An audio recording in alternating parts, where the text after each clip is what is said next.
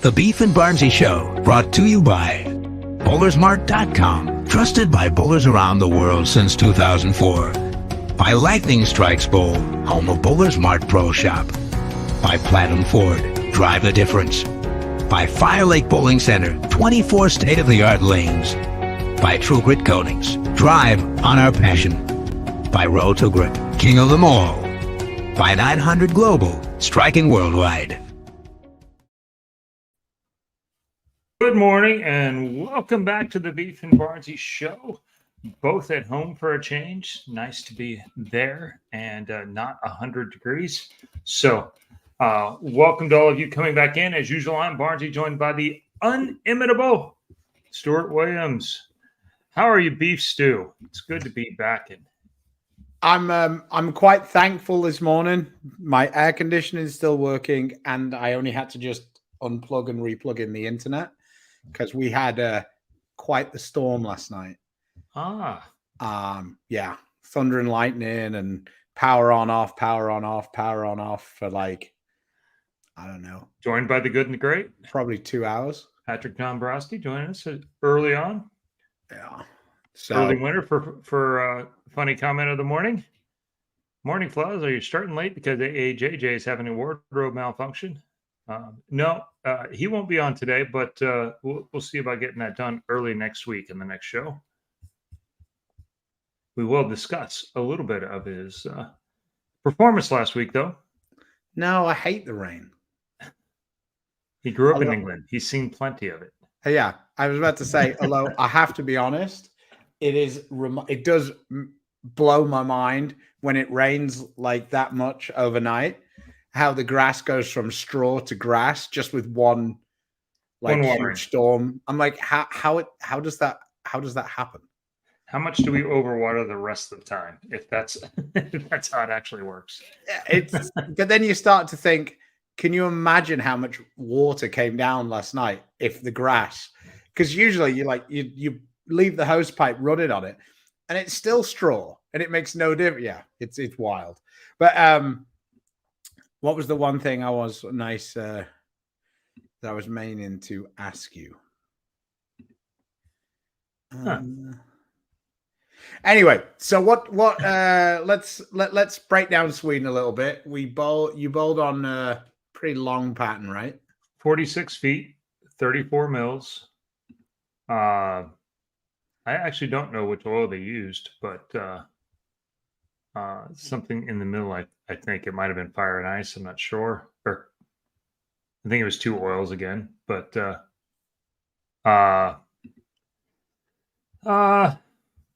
basically, there's a huge urethane epidemic in Europe, and so speaking of Terry Metzger, the one guy we'd not see was George Patel, which seemed interesting since the world's best bowler was nearby, or at least nearer than America. But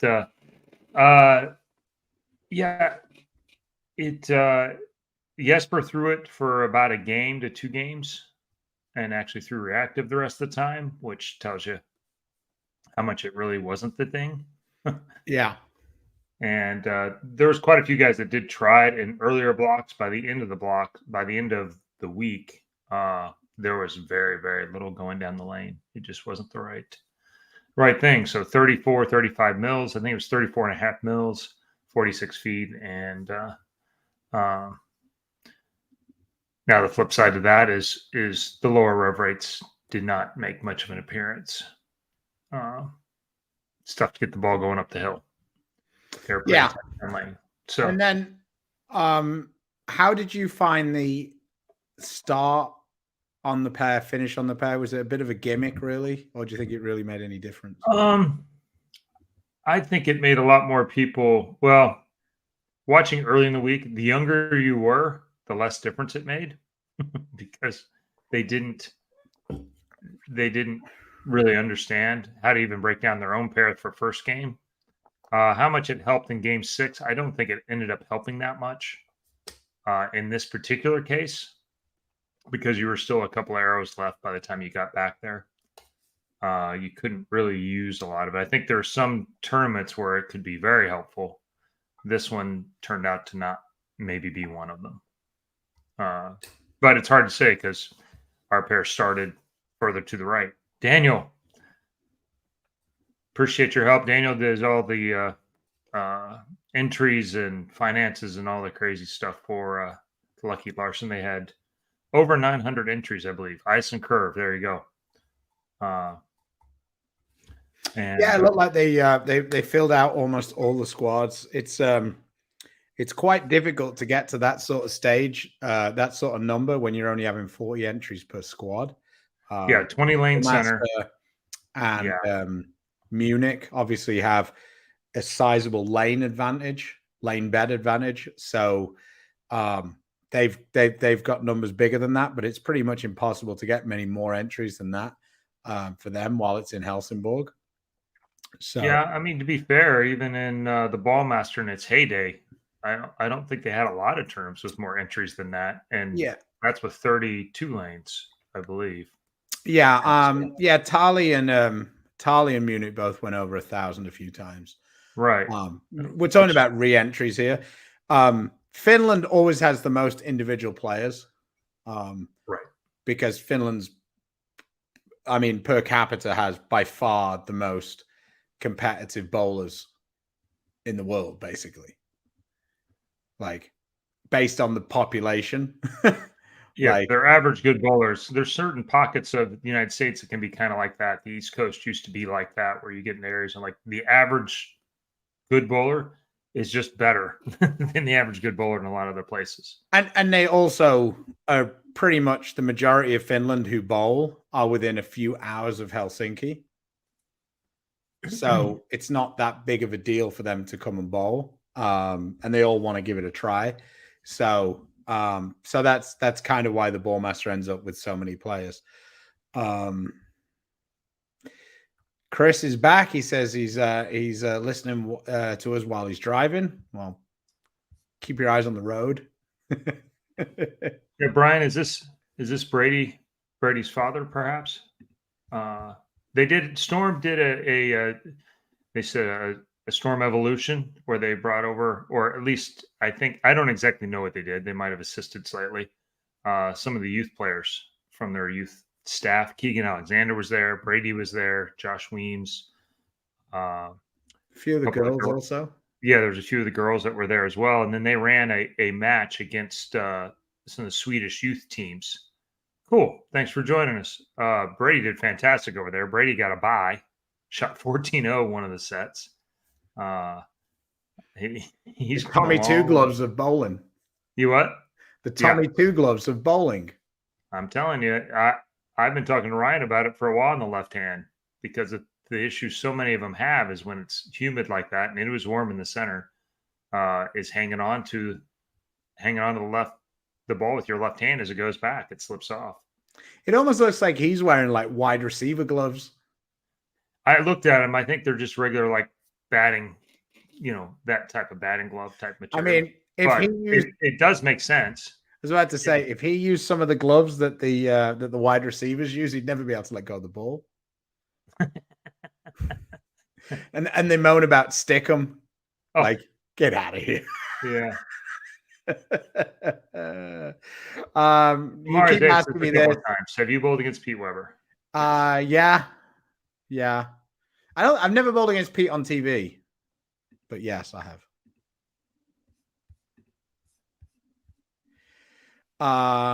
Yeah, I saw that Belmo was promoting something because it was his. Nothing new. I was watching the video and it said Daria has a chance to shoot 300 with this ball, because they were doing like ball videos, and I was like, there's no way this ball doesn't have Belmo's logo on it. There's just no chance. And then at the end he goes, yeah, this is my new ball. I was like, yes, shock.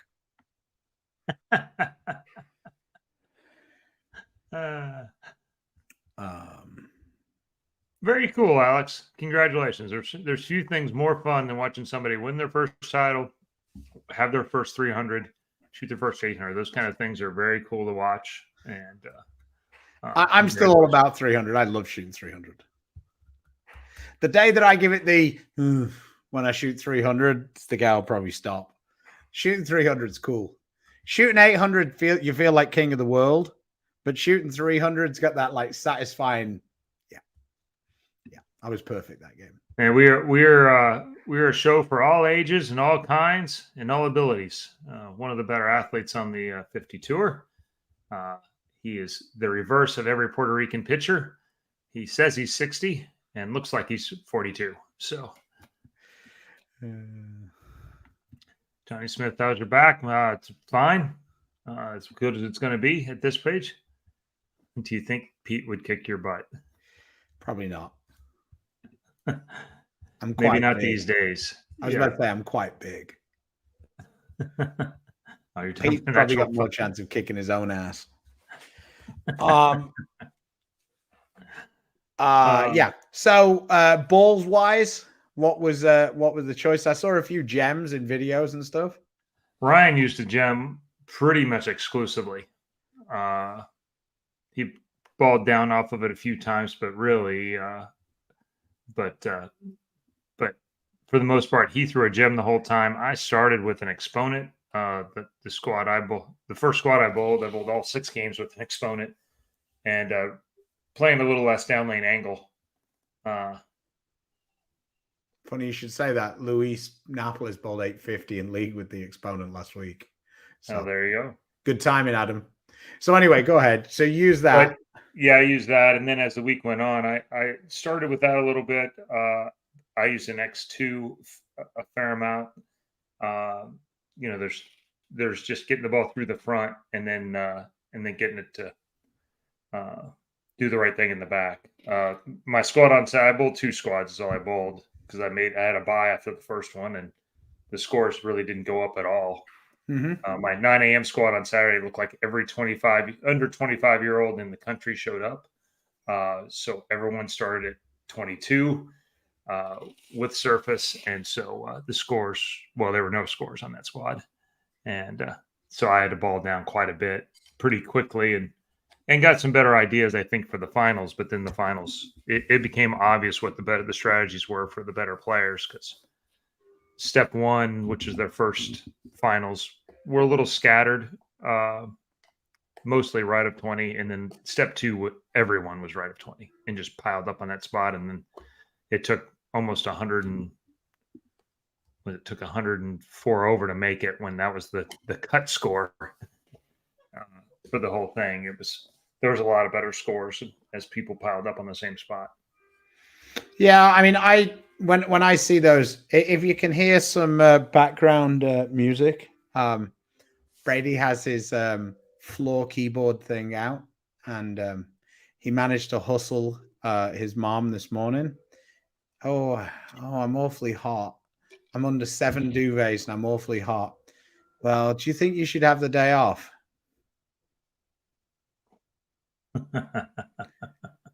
Amazing turnaround from 8:30 onwards. Just remarkable. My boy can't speak yet, can still hustle his mother out of a day out of school. Chris Martin says, how much difference is there between the blackout and the gold label? For me, quite a bit. They're definitely complementary balls. They have 2 different shapes. Yeah, I feel like the gold label would be a decent step down from the blackout. For me, the gold label, the blackout is quite continuous, but obviously with the gold label having that symmetrical core, it feels like you could use it for a little longer, especially if the front part of the lane goes. But yeah, I wondered how would did you take a blackout with you? I did not end up taking a blackout with me. I felt like when I watched, I didn't get to watch much because Bowl TV said that we had access, but then we didn't have access. It was very weird. They sent an email saying you can watch it, and like on one day you could watch it, and then something must have gone wrong with the way they were trying to upload it or whatever, because I tried to watch the finals and I couldn't watch it. Oh, really? Okay. Yeah, I was told that's how it was going to. Yeah, and maybe just the 1 or 2 times I checked in, it didn't work, because it wasn't like I was desperate for it. I was just, mildly curious. It was an interesting final. Yeah. It turns out they bowled the finals on the second highest scoring pair, but nobody could get through the first 3 frames without 1 or more opens. So it was Yeah, I didn't foresee 193 being enough to beat Simo. no. So, And he bowled a fantastic. He threw the back 5 to do it. wow. Yeah. They were both shooting 160. It was 170, 160 easy. Yeah, this one wasn't really so much a head-to-head thing, but his upside was certainly higher than mine. I did get a buy, but my thing was very much consistency. The 165 over block was 240, 240, 20, 240, 210, 210, and that was plenty for a buy. It turns out I didn't think so at the time, but my final score was 6 200 games for plus 46. It's never really ideal. No. I Yeah, had one block. I had one block like that on the PBA tour this year. I think it was 5 games and I shot like 21 over. Ugh. And I didn't have a game under 200 At the World Series, right? Yeah, it was like this is literally the least useful thing. Like shooting 870 would be almost more use than this because you would know immediately that you had to do something totally different. Yeah, you're just close enough. on- You're like you're hitting the pocket quite a bit. It wasn't one of those where, I mean, there was a bad shot in there a game that seemed to be a penalty, or lining up on the pairs. There's 2 distinct crosses there because you follow the same pair every time. I did prefer the other cross slightly, but I only bowled on 1 of each, so it was some of us more watching Ryan. Good work. Yeah, got some 200s in Highland. They're not as easy in Highland as they've been. Highland's a little strange. But yeah, sorry.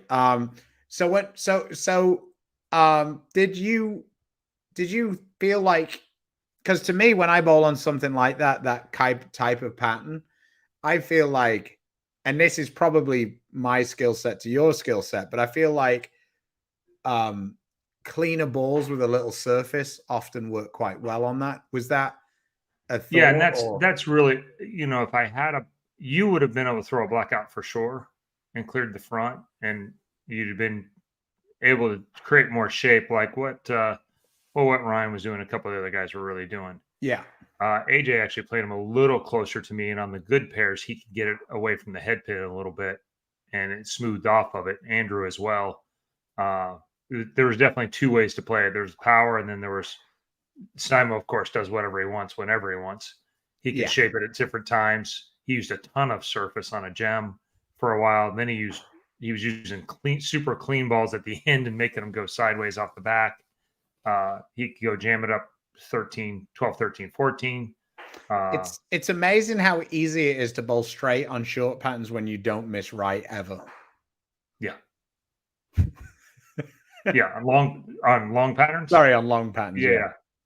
Yeah, and that's basically what Simo did at the end. This pair, the right lane had a funny spot on it that got everybody kind of crossed up, and he basically went back to the right and jammed it up, just kept it in front of him, and ironically did not make a great shot, and still got it to the pocket. So I said it wasn't that bad a shot. It was just the standard for Simo in those situations has been a little bit higher. Yeah, I was about to say it wasn't as good as his good ones. He knew he was hoping from the minute he threw it it actually got right of the head pin, and but he still left a 10 pin. It was just like one of those kind of crumble the bucket 10s. It had somewhat of a chance. But I mean, it's cool, but it's about as much use as a doorstop. I mean, as a spare ball, it'll last the rest of your life. Yeah. I mean, it is cool. Yeah. 3G's B's, welcome back. Says he just drilled an experiment, places the benchmark ball. Definitely. I'm not 100% sure on that ball for ladies. I drilled one for Tina, and right now, did it touch early? It's just a touch, like it's not as quick as the IQ Tour. Yeah, but it's a bit earlier, so it gets in the flat 10 zone a lot quicker. Yeah. Right now, it's been a very interesting ball because against the other guys, I don't think it's I'm certainly in the middle to lower end of the rev rate scale, and it looks kind of like it's going to flat 10 a lot, but it does have that thing where it still strikes a lot in that zone. And it's not a special drill or anything crazy, but oh no, layout doesn't make any difference. Just pin to pat. Okay. The experts have told me. Well, I got shouted at for explaining. Maybe on a house shot. Bullshit. Yeah, I don't know. But just by the way, all those guys spitting that out there aren't in the field or in a pro shop right now, so I don't know that I would. One quick thing on Highland. I bowled this week, and I've been struggling there. And I took the Revenant that I'd used at Longview, the one I hit with like 500, and I used that, and magic. So just really the moral of this story is really that, like, sometimes you have a ball that you've got that, like, this particular Revenant was a little older, so it kind of lost a little bit of its pop. And I hit it with the 500 just to use it for something else, and lo and behold, it was the nut. So sometimes doing something a little outside the box, i.e., taking a high RG pearl shiny ball and hitting it with some surface, can give you kind of emotion, especially if a bunch of your regular balls don't work. Like for me, the Zen looked kind of slow down the lane. Hustle Wine was a little bit too, under over in the oil. And then I hit the dry and it was a little hard. I hit it with 500, and not like a brand new 500, but like put some proper surface on it. And and then it gave me miss to the right and miss to the left, which is kind of what you're supposed to have on the house shot. But it's just kind of interesting that you can do that sometimes with the balls. So don't be afraid to play with surfaces on some of the balls that you don't really use that much anymore. And maybe you'll see something that you like.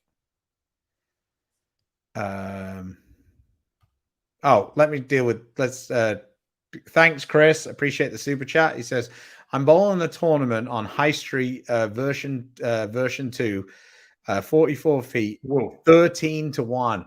God damn. Low RPM, under 300. How should I play it? 4 games of qualifying. I would think that you should probably play between second and third arrow. That much ratio, probably straighter is going to be greater. They are going to get really. That's where slower response balls probably come into play.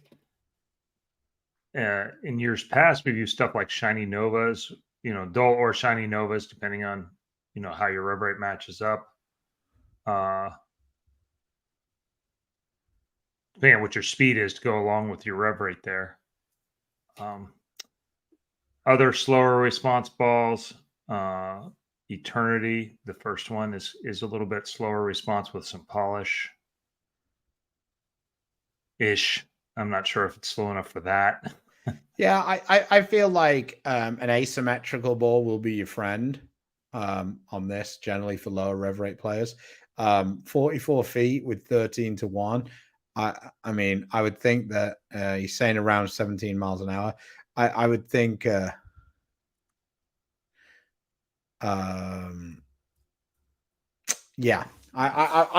would think a cleaner asymmetrical ball would look good.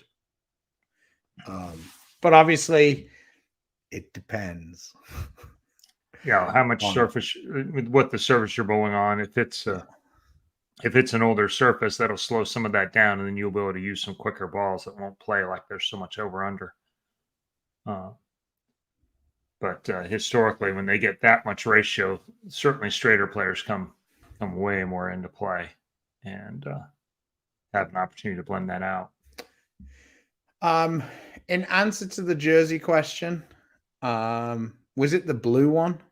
I don't remember which shirt I wore. Jersey. You continue with questions, Chris, and I'll. Okay.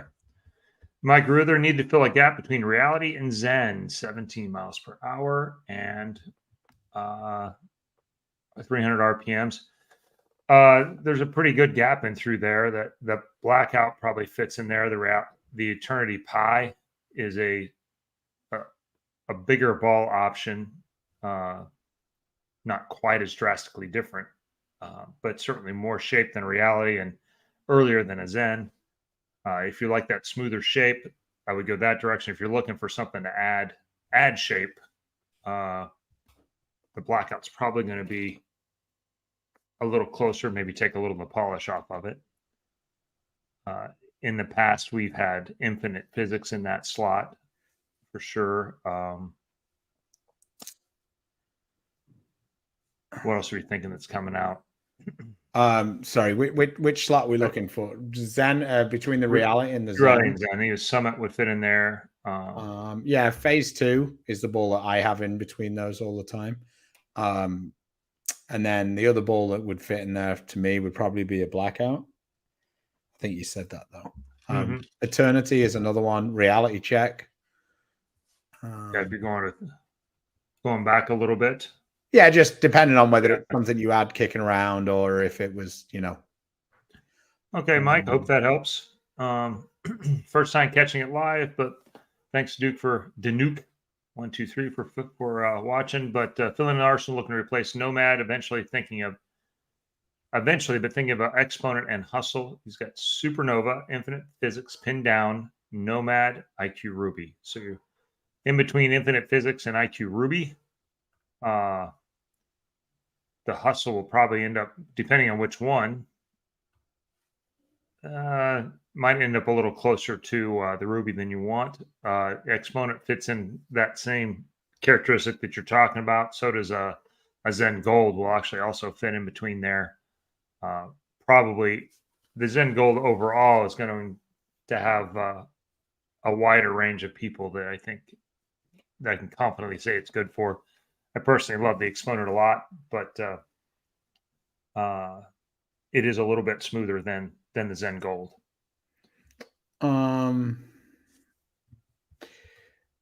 What's the most vulgar thing you've ever said under your bed to a bad tap at the wrong time? Most times I don't say it under my breath, but then, every now and again someone turns you in. So, not sure. Usually I'm quite derogatory about myself and my weight. Beef and Barnzy. That's the shirt I was wearing. That's the link. It's in both YouTube and in Facebook. I'm sorry. Hit that link again. Well, they're not. It doesn't matter. Just click on the link. You can use Beef Stew 10 or Barnzy 10 for 10% off. It's the Cool Wick Elite series.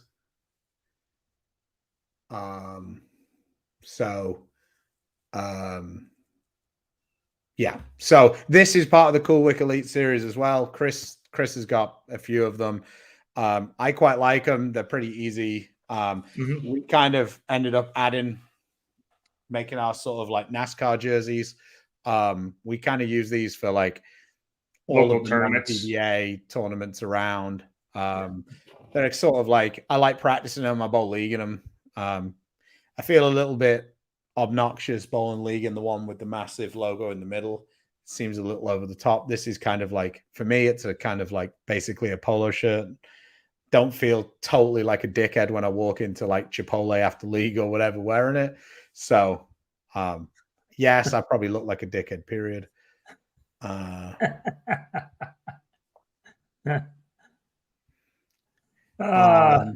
Was there anyone using urethane or Tour Dynamics? There was a little too much oil down lane for the most part.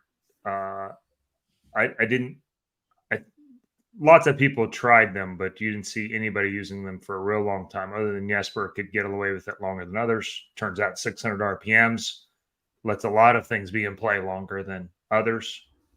That being said, he did start off the title match with a 7-9, and that ended his urethane on the step ladder, for better, for worse. Rick Benoit says on that 13-1 pattern, put your thumb in your left ear, and there are a lot of balls that'll work. Probably true. The Aggie 4231. Thank you. Bowling 45 feet, Dick Weber at Mal's. Well, it ain't gonna hook a lot. I can tell you that. Place is tight. Yeah, that one's pretty tight. I would probably draw my gutter at around 10. When I use that phrase, that's like I just imagine that that part of the lane to the right of that just doesn't exist.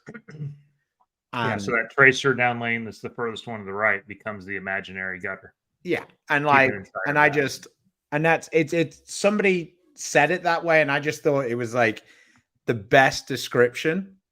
You just so like for me, if I don't ever want to get the ball like right of 10, I kind of draw the gutter at 8 because when I bowl on a regular line and I'm bowling on a normal pattern, I never get the ball right at 3. Like, I mean, if you hit 1-2 on almost any pattern, then you don't strike. Unless you're bowling on like, 32, 34 feet. And half the time when you hit there anyway, it over bounces. So in the world we live in with the balls we are, the outside couple of boards are just totally pointless now. And the way they build patterns, somebody who has the skill set like Chris does to be able to play straight up it, there's not enough oil in the front part of the lane to be able to stay there anyway. And the second you miss left, it's gone. So, but that's by the by. Draw your gutter at 8. You're probably going to need a decent amount of surface. And then you're going to have to mess around with like some slower speeds, even being a two-hander. Because I feel like for two-handers, when they throw it a little slower, their rev rate's often a little slower as well.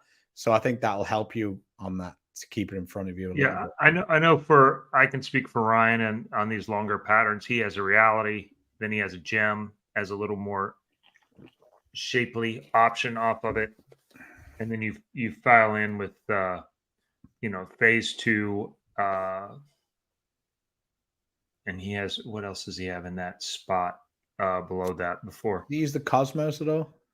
He does, but he uses that more as a league, like on that 13-1 thing. That's where he likes to use that as a trap to kind of keep it in front of him inside that 10 to 15 zone. So he didn't take it on the long pattern. He brought a clone over there that he didn't really use, didn't have a lot of success with. He did draw one of the Lucky Larson balls, and that was in play a little bit. So it was for Simo as well. Took a little bit of polish off of it, which basically makes it a blue and yellow phase 2. Seemed a little more responsive than a phase 2. Bless you. Went all production and put the mic on mute. There you go. But it's really start with one of those couple stronger balls on the fresh. Urethane's probably not going to be much in play at Mel's on that much volume. I feel like on those longer patterns at Mel's, if you can like kind of dig that hole between like 10 and 12, like you can get left, and it really like the miss at Mel's on those patterns is definitely to be a little further left and have that bounce to right, because you could usually the oil piles up pretty good in front of the head pin. So thanks. Let me know how it goes. Chris says he's a down and in bowler. Yeah. So what we were saying to you about keeping it kind of a little straight around third hour is probably going to be good, I would think. How was Sweden anyway? I love Sweden. And we were in Helsingborg. We're right down there on the water. The Swedish Riviera. Oh. That's what they call it. Well, I didn't hear anybody say that, but the walk to the bowling center was 15 minutes or so.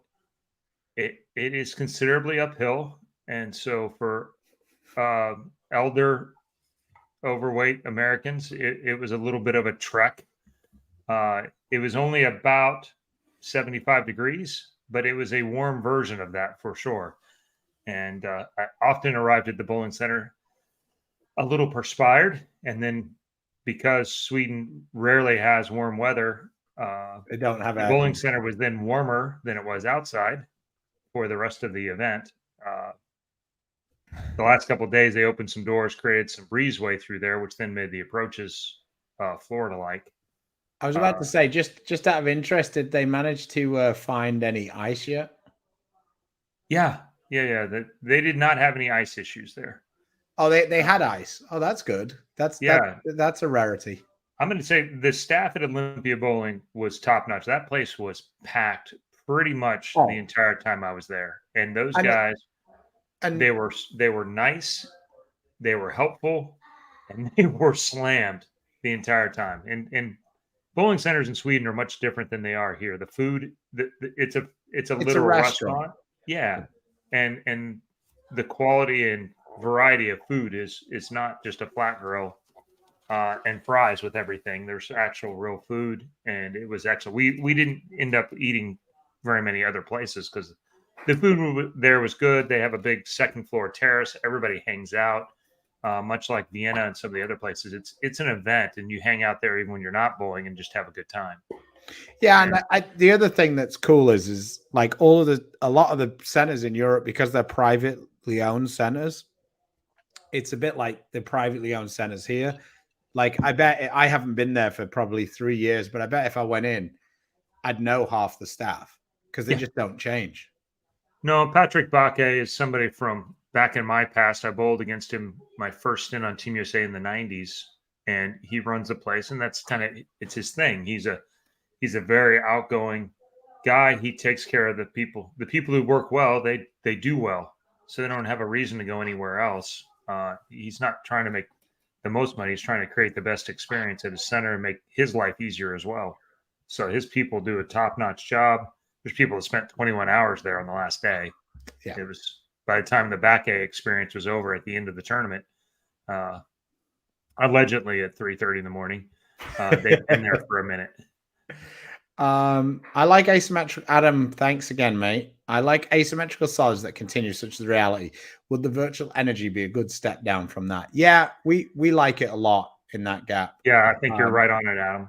100%. If it ends up being a little clean, you could probably just touch it with like 2,000, 1,000. Yeah, I think it'll still retain that more pop down the lane than the reality. So I think that would be a good option off it. Yeah, on the 46-foot pattern, I used it with a light 1,000 on it a lot, and it was still by far my most angular ball down lane. And so, yeah, 100%.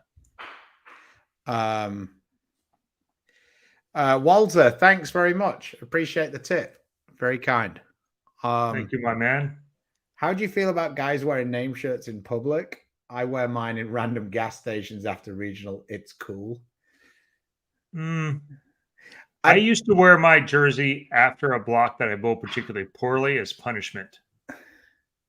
I actually had a stage in my first couple of years where I was with PA a lot, and I would purposefully hang out in the bar with my name shirt on because I don't drink.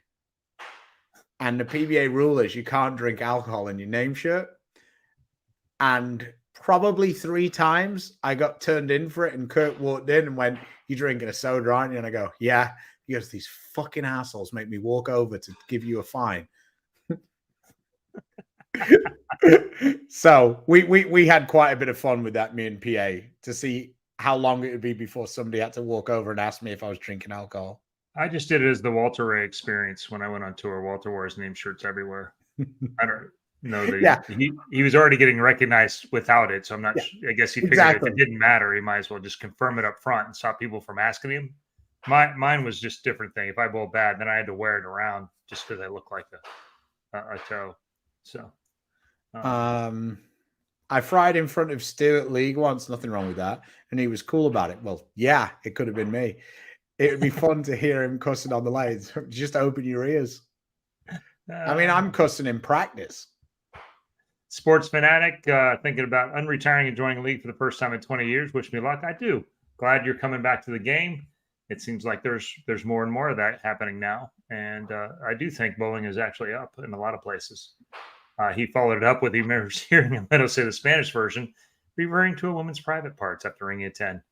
Yeah, Mika had some classic Finnish versions that, because it's Finnish, really no one understood except for a few of us, just because we'd heard it a few times. So I hung out with the Finnish guys quite a bit, and obviously you traveled around with Mika. Yeah.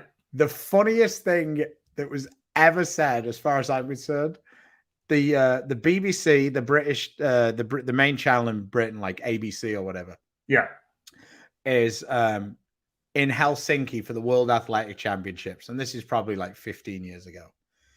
And me and my mum were watching, and on the broadcast, the guy said this, and somebody had to be fucking with him, like, or with her, because she said, we've been here in Finland for like a week now, and although we don't really understand, we learned that one of the most beautiful things about the Finnish language is they don't have swear words. They 100% were. And me and my mom just absolutely burst out laughing. And I was like, that is 100% the most Finnish thing to do ever. Like they've totally screwed with this person and they're so dumb they don't realize it. Yeah. The beautiful thing about the Finnish language is they don't have a swear word. Yeah, they do. And everybody uses the same one, whether you're 16 or 116. Well, that's the thing. That normal TV, it's just part of the lexicon, even when you're young. Like 10-year-olds aren't like admonished for saying words that, it just becomes, they speak like their parents do, and everybody just goes, huh. And this is great because I haven't even heard of these. So I'm keeping my finger on the pulse. I have no idea what you're talking about. Okay. And if I don't have an idea on something like this, there is probably between Bob Hope and No Hope, and Bob Hope's dead, of Chris knowing what it is. Every now and again, he surprises me because he has some budget to blow and he'll go get spendy. I'll go try something like, hey, I didn't even know that thing existed. Let me try that. And I'll be like, I have no idea what you're talking about, Chris. Yeah. He'll be like, look. I'm experimenting with the Vice sanding, Abralon, basically, the Vice pads now. Mm-hmm. And, that 500 pad is pretty rough from them. Well, I think in general, their say is that they're a true 500. Yeah, that's what it actually is, which if that's the case, we have no business using it most of the time. I would just add one pad. Like if I want 500, I use the 1,000.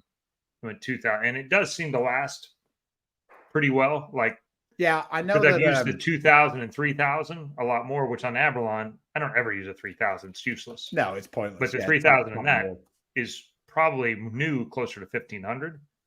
And so I've been using this 1,500 to 2,000. It seems to be holding up fairly well because we bowled on a lot of long patterns in a row. Matter of fact, Ryan started using it too, and then I don't know. So I'm not going to early on, but it so far that's been my translation for it. Is I actually carry a 4,000 pad now, and some of these other ones, and the 500 is going to stay new for a while. It appears because it seems like screen when you first put it on. Perfect. If a center applies their pattern, 12 to 6 inches, well, if you're a bolero, it's 24 or more past, for one. Is it imperative that you loft the ball at least that distance? There's almost nobody alive who puts the ball down that soon. Very few. But Kegel says no. I, on the other hand, disagree. Otherwise, there'd be a lot of people laying it down the approach, which they do not. But in general, you want the ball to at least be fairly flat through that. You don't want to be going down into that friction spot because it will definitely hook early.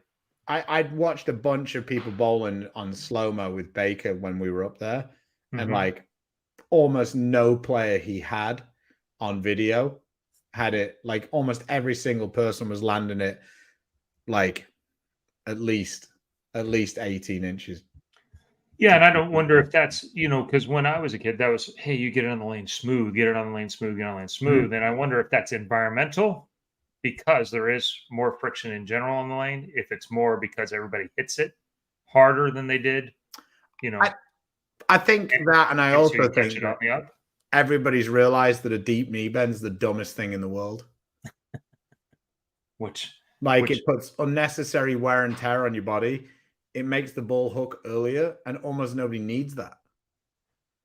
The guys who are crushing it, there is very few who are like super deep knee bends.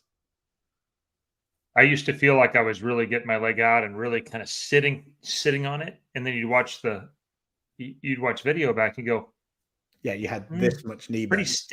Pretty stiff on that front leg, doesn't it look like? And then you start looking around though, and yeah, the deeper your knee bend is, the bigger the knee brace and the earlier you have to wear it. That seems to be the correlation, with the exception of Parker. And there's very few that throw it like that. So yeah, I really 100% don't mean this disrespectfully, but he's on the left side of the lane, so it might as well be a different sport. Fair. Now, Alan, you know this is not true, because 75 in Florida and 75 in Houston is not the same as 75 in Colorado. There is a crispness to the air as you move further north. Empirically, he's pretty far north. Generally, yes, but just on an average everyday basis, no, Alan's never right. Unless it involves construction of goods, we just assume no. You ask him quite a lot of questions, Chris. Yes, he has his area of expertise, same as I do. They just don't overlap at all. So, I'm not. No, I am not either. I think Ryan is. Yeah, Swiss Tree, is that this weekend? Yes. Yeah, I'm bowling the Jonesboro PBA 50 10K Open. So nice. Yeah, quite like it up in Jonesboro as well, don't you? I do. The Corey and Stacy have been very nice to us for a very long time. I've been going there for 20 years plus. So we covered this a little bit, but gems. Chris used the exponent. I used weaker balls, but I wasn't as successful. Simo did use an exponent a little bit. He used a gem a lot. He used the Lucky Larson ball, which is a shinier phase 2. You saw a lot of the players that could do it. I don't know if he did.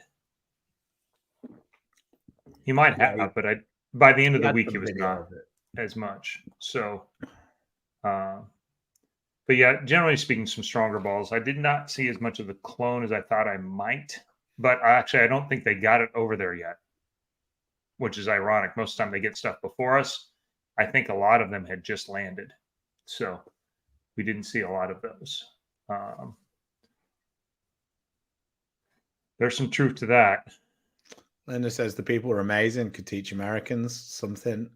They made the tournament an event. DJ lights, excitement with excellent service on and off the lanes. So there you go. Yeah, Martin, Daniel, Patrick Baque, that staff there did a really nice job. Callie Walgren was in the pro shop helping out guys. So even though there was no truck per se, there was a lot of everybody was getting taken care of. And yeah, she's right about the staff there. It was an event. Vienna used to, I think, pull that off pretty well too. Just good people, good staff at the bowl, and good food, and so people stayed.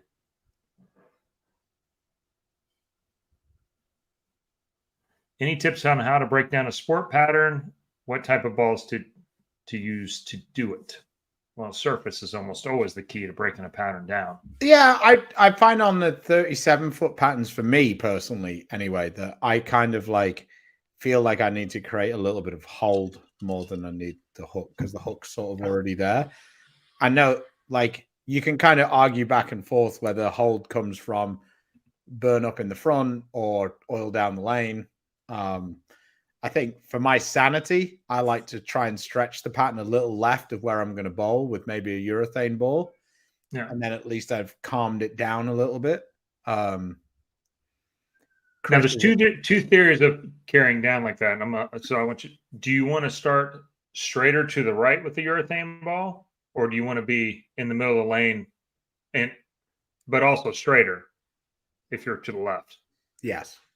The part where you merely make a lane tricky, and with all the talk about urethane, the problem is when you throw urethane left to right. 100%. Okay. Yeah, just clearing that up, because I bowl urethane much easier with anyway. urethane. Go ahead. Sorry, I said I'm pretty straight with urethane anyway. I'm not a guy who's really hooking it very much. So I'm kind of throwing it in with the hopes of having the ball sort of go through the nose. I don't really want to ever be hitting the 3-pin. Yeah. That's where it can get tough. With that, yeah. You need to keep your angles right. So that's kind of and I'll do it a little bit with plastic as well, to try and stretch those patterns. Because for me personally, 37 is one where the ball comes off the pattern like someone kicked it. And I feel like you only need a little bit of hold to loosen up and be able to be a little softer throwing it right. My issue on the 37 is with the way I roll it, if I bowl the reaction and the speed that I feel most comfortable to get it on that line, it will just hook too much. And I don't want to I don't feel like I can keep it online by throwing it harder, because I end up hitting it hard or not hitting it, and then I get that left right. So if I get that little bit more hold, I feel like I can be a little slower and I make better shots. Whereas Chris is really trying to tumble it and make it really pick up soon and kind of hold its line that way. So it makes more sense for Chris to get more burn in the front because he can get it to stand up quicker. Yeah, I don't mind using urethane like that and playing it from the right, but almost uphill the whole way, right to left. And like Stu says, trying to go high.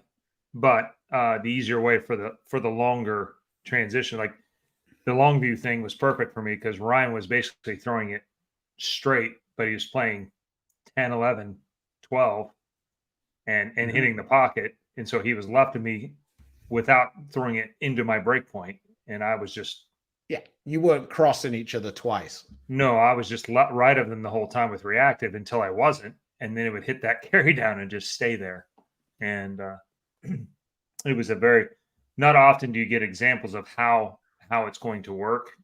You know, we all have a theory, but I got to see it firsthand. Of it went from pretty good to holy crap, is this easy right now? And it had a lot to do with him just creating that carry down. This is going back to the name shirts. There was a guy 30 years ago that kept his name shirt on and robbed a convenience store with it on. Didn't work out very well for him. This is an interesting point, because I'm not saying it's wrong, but I'm also not saying I've never seen anybody really do this successfully outside of Mika. Less people nowadays. The left gutter is the best unused tool available, but I've never really seen anybody do that and be successful. Well, a lot of the tour, I will say a lot of the tour before I was out on tour, you know, was very good at that when the wood surfaces were around. And we are cycling back to that same thing where it feels like there's early hook all the time. But you're also paying way less angle. Yeah. It was more straighter players trying to get it up the lane. And I think which by and large is who you coach lots of times. So I get that point. So I just think that when you start to play a bigger angle, you end up with too much. You end up having the issue we're talking about crossing the tracks twice. Yeah. So you're not really following it's not totally the front part of the lane that's the problem. There's two different types of loft. Yeah, he would lay it down and get it to pick up. Yeah, I mean, going uphill. I'm talking in general. Somebody tells me about Darren, but Darren's only doing that because his timing's out and his swing is so steep. Yeah, that it forces it into the front part of the lane. When he's bowling well, he doesn't really get it. Yeah, he gets it playing back out. Yeah, there was two versions of Mika's loft that people. I'm not saying Rick understands of it, but there was the part where Mika threw it out flat, which is the create length loft, and that one's very hard to create. Yeah, him being 6'3" was kind of useful. Yeah, he could plane his swing out and had a very small window to really get it off right, but it could go off long and clear a lot of the lane. And then he had the part of the loft where, like when I loft it with urethane, because I'm just hitting it up and I'm trying to make it hook. Yeah. And that's a different type. That doesn't necessarily make it go further down the lane. It actually, when it lands, it kind of it creates a sploosh and gets down to the surface. So it doesn't create more length when I do that. It basically cannonballs down to the actual friction of the lane and gets it started. No. School. There's tournaments going on that weekend. So we talked about it. He'd love to be a part of it. Obviously, he wants to bowl in it one day, but that is not going to be the case. Maybe. Yeah. I don't know that. I don't know what it is. Basically, Packy and Brent Bowers went down to North Rock and did the race to 50 strikes between them. Oh, and cool. Packy called out everybody to try and beat them, and they did it in like, I don't know, 72 or 74 shots or something. So Packy just going to bowl on the regional patterns then, so he could beat us all. So I don't think they missed for about the first 12 from what I saw of the video. It got a little bit samey after a while, so I kind of just fast forwarded to the end, so I didn't really see. But Brent wasn't missing very much early on, I should expect. At North Rock? Yeah. Daniel, what would you add to this to make a 6-ball Arsenal? X2, Ruby, Eternity, Summit. The Summit still have surface? Sorry? I assume the Summit still has surface. Zen Gold is the first one that probably sticks out. Yeah. I'd probably add a urethane to it. Like, just in the world we live in now. I assume he's on the higher end of the rev rate scale with the shinier Daniel balls and those kind of things. He can get it down there though, speed wise. Yeah, I mean, don't be afraid to mix in some of the Brunswick balls you've got as well. If you've got the choice to use multiple brands, make sure you do it. If he's a higher speed guy, I mean, one of those. I actually, thinking about this, I don't think this is for Daniel. I think this is the kid who's been asked me about, who won't come up and ask me himself. So he's going to go. So right now, his Arsenal, in the way that we would look at it, would go Summit, Eternity, X2, Ruby. So depending on if he had lower ball speed, I would put something underneath the Ruby, like a Hustle Rip. And if he's got the faster ball speed, then maybe something between the Eternity and the X2, something symmetrical, like Chris said, like the Zen Gold label, or a phase, like even maybe something a little smoother, like a phase 2, because yeah, you got the Summit. So maybe the Exponent, that's another smoother ball to go in there. Got a pack of CTD, and probably the same. I believe they make the same claim that those are the actual grits as well. Yeah, so they may have some similarities. I haven't tried the CTD pads. I'm not paying to be on a staff, so I actually got some, and I quite like them. The only thing I didn't like was after a while, I found them very hard to hold on to because the pads are quite small, and my hands aren't really that flexible. They're a little small. Now. They're the opposite of the Vice ones. They're smaller and thinner, right? Yeah. And I found it hard. I found I was having to lick my hands to like hold on to them. So that was one of the only issues I had there. 100%. Yes. Yes. And it did. Yeah. If you can get good at loft right now, again, it's from that point, there's very few people doing it at the moment. And so a Dave Ferraro, Tony Westlake, there were some guys back in the day. Voss was underrated at the time. Guys were, it's a way to separate from the field for sure. I'm okay at it from the left gutter. I'm pretty marginal at it from the middle of the lane because of the way my hand breaks down when I get to loft. You're pretty good to the right. Well, I hit up on it, so it's a different thing. Yeah, the extremes are easier for me when I can miss it. It's whatever that matters. So, let's see. That was Steve Rudolph from South Florida who robbed the store in his name shirt.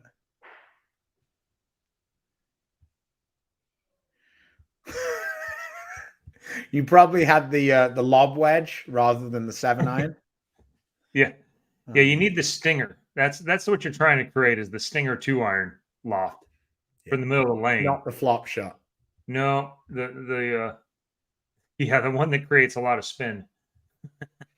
Somebody tells me that they they make 6 and 5-inch. Okay. Like I say, I don't really follow it that much. What probably happened was one of their staffers left the pads around and they were new, so I picked them up because there was nobody around, and I started using them. What's Mika up to? I believe he's finishing his stint in UAE, as I understand it. He's been coaching there for the last 6-7 years, and he's coming back. Both his girls are up in Michigan, and Ida has a very successful candle business, Evil Queen. If you're so inclined, they're all natural products. It's actually very cool. Our house has plenty of them. Looking to get a Roto Grip Duo. I think it's kind of, for a shiny ball, I believe it's pretty strong in the mid lane. I drilled mine down and a little weaker and use it when the front hooks, but I need to keep my angles a little more closed. It's been useful in that slot for me. Doesn't flare it as much. So, but it's a bit more of a niche ball. As yeah, I don't really have a use for that ball. I use asymmetrical balls for a lot longer than Chris does, so I end up I don't really need a ball that has that strong a cover on it, but that weak of a inside. It is a ball that will even out some of the wet dry, though, so I could see it being useful for certain players on that kind of thing. Thanks, Bryson. Not as well as we would have liked. Let a couple opportunities go away, and especially the match against AJ and Dio, and then Coley False just beat us on a tough pattern by himself, which isn't supposed to happen. Huh? That's not supposed to happen. Not Cully beating you, just one guy isn't supposed to beat you. Right. We're supposed to have two swings at it, and neither one of us could quite figure it out. And we just didn't, kudos to him.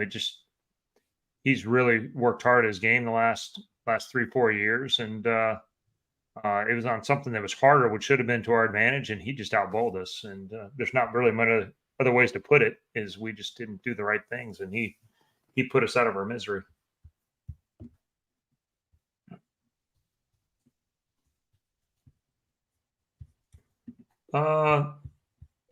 Well, the Cyclone, I've heard it compared to a high road at one point in time. It did not seem to roll like that for me.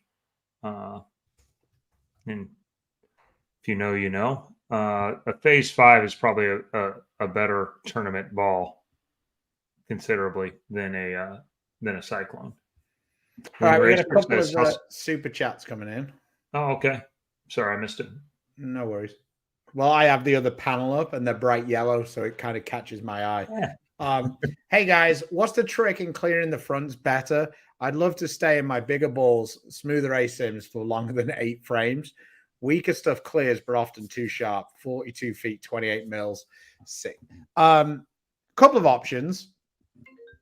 Oh, shit.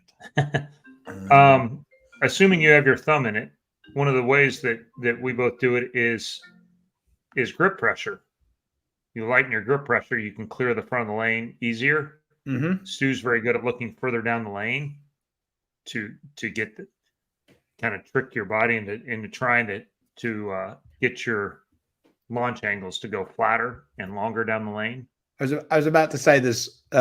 This is going to sound ridiculous because of my reputation with follow-throughs, but if you follow through more towards the pins, I feel like that's always a good thing for me to kind of really project the ball through the front rather than kind of hitting up on it and making it start. If you just feel like you extend a little forward rather than this way, I feel like that's good. The other thing that you could do without really doing anything with your technique is maybe just add a little bit of polish to those, because if you're on a 6-to-1 pattern, there's probably a decent amount of friction. So yeah, maybe when you first start, the ball is a little, the ball is a little weak when it's shiny. But, if you could just dial your speed down a little bit until the lane breaks down a little, you might be able to then get through the second transition with that ball before you need to get out of it. And Stu and I both had lucks with balls like Nova or Reality and putting a little polish on them. Especially the Reality. Yeah, and the Reality retains its shape very well. Then you can use it to get through the front. Once your bigger balls they help set up the pattern, they make it better, but they start to flat 10. You can just ball down to the shinier version. And it doesn't have to be a lot of polish to help it get through and retain that energy. And you'd be surprised how long you'd be able to use that ball from then on, because that oil from 15 to 45 feet doesn't tend to go away so much. At least not as obvious. Jamal, thank you for the super chat. Again, I believe I have my arsenal picked out. Congrats on the win, too, Stu. Thank you. Zen Soul, Hustle RIP, IQ Tour Ruby, Pitch Black. Any thought suggestions? Medium speed, two-hander as well. So basically using a Zen Soul as what we would use a phase 2. So that's fine, because for me, the Zen Soul was pretty close to the phase 2. That was a lot of the reason why a bunch of guys didn't really use it, because the phase 2 already existed. So then you would, like, in my mind, I have to like rearrange the balls. So I would go clone, Zen Soul, Ruby, Rip, and then the Pitch Black. I think that you could stand to have a slightly stronger, quicker ball in there. So the Zen Gold label might be an option. The Absolute might be an option. I think that the what's it called? The Blackout would probably be a little strong with you having the clone as your strongest ball. So they might be on top of each other just a little bit. Different shape profiles, but inside of a smaller arsenal. So that would be the only place I think you're missing. I think having the Ruby and having like the Ruby to the Hustle Rip might be a little bit of a bigger gap, but I think most people would be fine with that, because the Rip is more hooked than I think people think it's going to be. So yeah, I think you have most of the bases covered. I would just think about maybe investing in, especially if you like the Zen Soul, the Zen Gold label, I think would be a good complement to that, and kind of gap out a little bit better to the Ruby. But thanks again. Rick says, and that's going back to this question about trick to clearing the fronts. He says, don't use balls that go long and hook harder, because they don't go longer. And he's talking about being responsive to the responsive in the front and seeing that. There's balls that do respond harder in the front, and then that is the opposite of what you're looking for. You want the ball to actually skid through that front, and that's where. But if you're bowling on 6-1, it's smooth. Yeah, there's pretty much always going to be oil. There is some.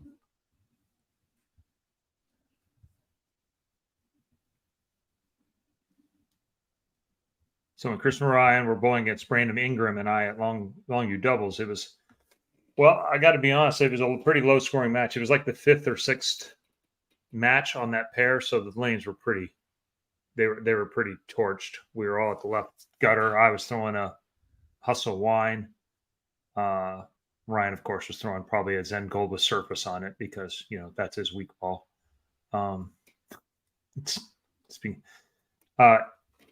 We went front three, and thought we'd put this thing on ice, and they also went front three. So that one of those things like nobody. Yeah, we're at 8-0 to 790 or whatever it was after 2, and then we go bang bang, and you're like, okay, that should. No, we're still tied. Okay, all right, and then they gave us all we wanted for sure, and it's been fun. I didn't know Bryson as well. I had seen Brandon for a while. I talked to him off and on over several tournaments, and he's worked really hard at his game. It's fun to watch him just keep bowling better and better and better. And kind of started watching him on Friday Phonetics with Tyson's tournament at Plano, and doing okay. And now he's bowling in some of the one of the top 2 or 3 best doubles tournaments in our region, and playing well. So it's fun to watch people put in the work and improve like that. Thanks for the super chat, Bryson. Mutant Cell. Yeah, that's going back a bit. I guess if he's giving it to you, if it has holes in it, it's probably seen better days. It's been around more than a minute. It had the same core as most of the Cell balls, so pretty solid option. Doggonaut, friend of the show, says dropping in to say hi. I've been following but always watching the replays. Well, thanks for that. Great content as always, and kudos for Stu for holding his own for a few shows. Yeah. We had a good time on the Dream Arsenal scenario the other week. Even I went back and watched it a little bit. Yeah, we had a bit of fun with that one. The comments were you guys were on fire, and it's certainly way more fun when it's interactive like that. Yeah, it was definitely a trip down memory lane. We've got to we were actually going to try and set one up with you at some point when it's a little slower and we need a show filler, because I was talking about, you know, a bunch of the balls I kind of knew but I hadn't really thrown. You know, somebody said the pro hook was my favorite, and I'm like, what, the no hook? The no hook and the no hook extreme. The irony is, like, my 3 highest scores ever are with an Eruption Pro Orange, a Pro Hook, and also a Pro Hook. Yeah. Which that was my spare ball / dry lane ball for a long time in the amateur world. I was about to say, funny story. We had more people say that they that the XS, the white XS, would be part of their arsenal than the blue Omega. The white XS. What did you guys bowl on? Holy I crap. enjoyed the white XS because. Oh shit! Just wow. A sec. I enjoyed the white XS. Well, I hope you'll see him on tour. He'll have to qualify his way out there. If we end up going to a tour trials or something like that to get out there, I think, you know, you'll see him at some of the majors, and then we'll work around that. But he's got 1 year of school left, so once that's over, that is a good question. I like this. How do you decide between polish or compound? I personally think it comes down to skill set. So I'm able to get the ball to pick up, even though my rev rate's not as high as Stu's is. My ability is to get it, read the mid lane. And so I tend to go towards polish. If your skill set is you can create a lot of angle, I think then compound becomes more useful as it adds more texture and tends to blend that out a little bit, you know, once it gets through the front. What's your take? Yeah, I mean, to be honest, I don't notice a huge amount of difference because most times when I touch a ball with polish, I'm not really making it so I can see my face in it. And then a lot of the time I will slightly graze over the polish, you know, just to put a couple of really soft lines in it, just so I can, like, I guess, open up the pores. I don't know, whatever. Just to take off like the hair of the top of the polish so that the ball will pick up. So I guess probably I'd use compound, but to be honest, most of the time I use compound with a bit of water because most of the compound's gone hard already. So it ends up being more like polish anyway. You kind of know what I mean? Yeah. Like I use extra shine a lot. And then I also, if we're on a good spinner, then it gets a little too shiny. And so the first thing you do is just make sure you get a little bit of just very light lines in it to make sure it's not over skidding. Yeah, I think we're on the same page. Anyway, I have to go because I've got a couple of things to get done. Our friends have just come into town because of Brady's birthday, so we have a busy week coming up. So thanks everybody for showing out. Emily, I will talk about this real quick. It is the Friday, Saturday, Sunday after Thanksgiving. There's squads on Friday that pay a little bit extra for people to show up early. Squads all day Saturday. There is an event.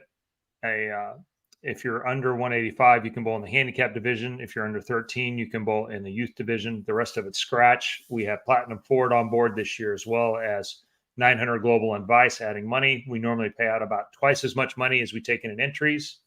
There is a prize fund that will be set before the tournament starts. It'll be in the range of $18,000 in the prize fund, plus some of the extras around it. So we we end up with 250 entries or so, and the finals end up early on Sunday afternoon and give you time to start the trucks back to your homes. That's the super quick parts, but the Barnes Thanksgiving page is on Facebook, and there'll be updates there as soon as we get them out. So that's about it. Hey, with that, Stu does need to go. So we will move along and join us next Tuesday as we cover whatever else may or may not have happened since then. And in between now and then, if you get a chance, please support the sponsors, support us. Storm, Rotogrip, Manor Global, Cool Wick, Bowlers Mark, Fire Lake Bowling Center, Lightning Strikes, and Platinum Forward. Till next time, stay safe, stay healthy. God bless. See you guys later. Thank you.